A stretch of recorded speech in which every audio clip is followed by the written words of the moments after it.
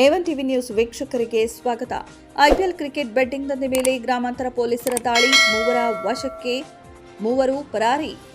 Chintamani Tata IPL 2026ರ cricket ಪಂದ್ಯಾವಳಿಗಳ ಮೇಲೆ ಕಾನೂನು ಬಾಹಿರವಾಗಿ ಬೆಟ್ಟಿಂಗ್ ಆಡುತ್ತಿದ್ದ ಅಡ್ಡೆಗಳ ಮೇಲೆ ಚಿಂತಾಮಣಿ ಗ್ರಾಮಾಂತರ ಪೊಲೀಸ್ ಠಾಣೆಯ ಅಧಿಕಾರಿಗಳು ದಿಢೀರ್ ದಾಳಿ ನಡೆಸಿದ್ದಾರೆ.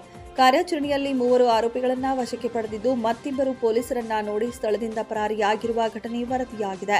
ಚಿಂತಾಮಣಿ ತಾಲೂಕಿನ ಕಾಗತಿ ಗ್ರಾಮದ ಜಯಮ್ಮ ಎಂಬುವವರ ಚಿಲ್ಲರೆ ಅಂಗಡಿಯ ಮುಂಭಾಗದಲ್ಲಿ ಸಾರ್ವಜನಿಕ ಸ್ಥಳದಲ್ಲಿ ಗುಂಪೊಂದು ಸೇರಿ ಆರ್ಸಿಬಿ ಮತ್ತು ಗುಜರಾತ್ ಟೈಟನ್ಸ್ ತಂಡಗಳ ನಡುವಿನ ಐಪಿಎಲ್ ಪಂದ್ಯದ ಮೇಲೆ ಹಣವನ್ನ ಪಣಕ್ಕಿಟ್ಟು ಬೆಟ್ಟಿಂಗ್ ಕಟ್ಟುತ್ತಿದ್ದಾರೆ ಎಂಬ ಮಾಹಿತಿ ಪೊಲೀಸರಿಗೆ ಲಭ್ಯವಾದ ತಕ್ಷಣ ಗ್ರಾಮಾಂತರ ಠಾಣೆಯ ಸರ್ಕಲ್ ಇನ್ಸ್ಪೆಕ್ಟರ್ ಶಿವರಾಜ್ ಎಸ್ ಮತ್ತು ಅಪರಾಧ ವಿಭಾಗದ ಸಿಬ್ಬಂದಿಗಳಾದ HC Mahadevappa, HC Srinath, PC Krishnamurthy ಹಾಗೂ ಜೀಪ್ ಚಾಲಕ ನಿತೀಶ್ ಅವರು ದಾಳಿ ನಡೆಸಿದ್ದಾರೆ.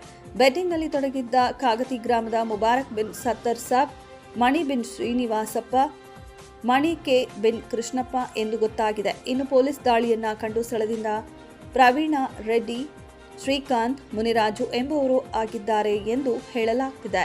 ಬಂಧಿತರಿಂದ ಬೆಟ್ಟಿಂಗ್ಗೆ ಬಳಸುತ್ತಿದ್ದ ಒಟ್ಟು 5,000 ರೂಪಾಯಿ ನಗದು ಹಣ ಮತ್ತು 3 ಮೊಬೈಲ್ ಫೋನ್ಗಳನ್ನು ಪೊಲೀಸರು ಜಪ್ತಿ ಮಾಡಿದ್ದಾರೆ. ಘಟನೆ ಕುರಿತು ಗ್ರಾಮಾಂತರ ಪೊಲೀಸ್ ಠಾಣೆಯಲ್ಲಿ ಪ್ರಕರಣ ದಾಖಲಾಗಿದೆ.